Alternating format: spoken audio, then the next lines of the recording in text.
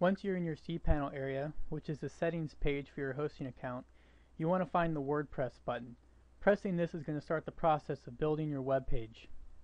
WordPress is great because it's going to allow you to post your resume on a good-looking website without having to learn all the details of how web pages are built. If you follow along, you shouldn't have any problems. So let's get the process started and click the button if you haven't already. After you've pressed it, you'll be taken to a page that looks like this. To continue, all you have to do here is hit New Installation, and then it's going to take you to a page where it wants some information from you. For your installation location, you're going to choose your domain, which is your name you just chose. You can leave that. Directory, you can leave that blank. Administrator username, I usually use admin.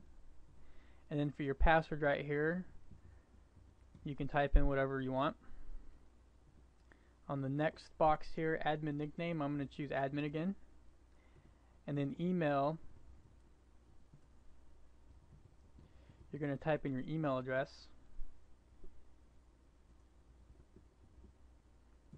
Your site name, which for right now, I would just put in your name.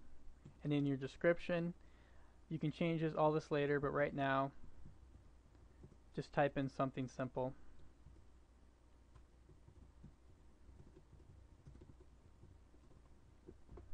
And then go ahead and hit Install WordPress. So it looks like we reached an error here, and I think I know how to fix it, but it's going to be a little bit of work. What I would do is right here on Control Panel, go ahead and right click, go open in a new tab, and then go ahead and open that tab, and that's going to take you back here to your cPanel.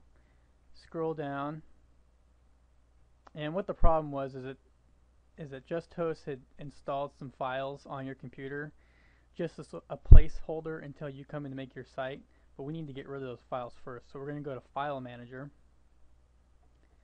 go ahead and hit Go. Okay, so File Manager takes us here, and what we want to do is select the public HTML folder right here, and it's going to bring up these files.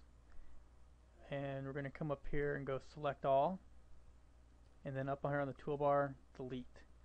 So this is going to delete any files that are already in your domain space, and that should take care of the problem. So now if we go back to the last part of our installation, the other tab that we just left. So if we're back here, go ahead and hit the back button, and it's going to take us back to our installation. All of our information is still saved here, but we can go ahead and try to install WordPress again.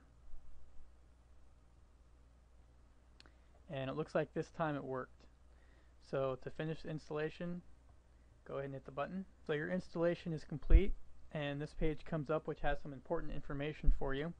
You can go ahead and write this down. It reminds you what your username is, admin, what your password is, whatever you typed in. And then this is the site, the link that goes to your WordPress control panel. So it's going to be yourdomainname.com/wp-admin. And you can either write that down or go ahead and put your email down here in this box and hit send email. So now to get to the WordPress control panel, you can either go to that email and it'll have a link, or you can go up to the address bar and type in the name of this address, or since I'm here, I'm just going to go ahead and click on this link, and it's going to take me to WordPress.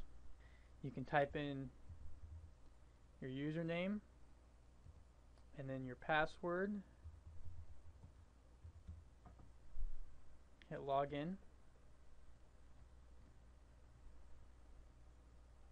This is your WordPress control panel, and there's only couple things we need to do right now before the next video, and that is over here on the left hand side there's some different options. Go to settings, click on that.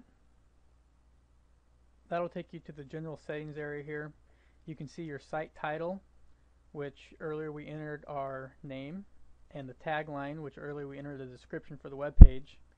And I'm going to go ahead and change this to what my job position is that I'm seeking. And later on you can come and play around with all these settings if you want, change it to something else. When we build the resume, you can see what it looks like on your web page, and you might feel that something else fits better. But I'm going to go ahead and put this for now because I'm doing a sample resume for interior design. I'll see you in the next video. We're going to choose a theme, and we're going to start to see what our web page is going to look like. See you then.